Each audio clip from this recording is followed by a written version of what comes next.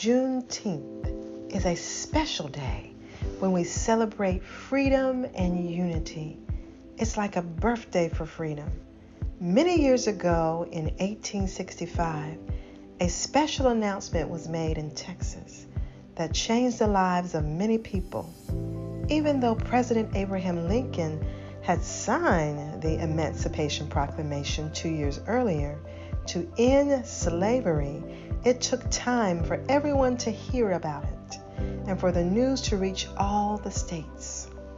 On Juneteenth, people celebrate because it was on this day that the last enslaved African Americans in the United States learned they were free. Imagine the joy and excitement they felt. Families and communities came together to rejoice and start new lives. Juneteenth reminds us of the importance of freedom, equality, and treating everyone with kindness and respect. Today we celebrate Juneteenth with music, dancing, parades, and learning about African American history.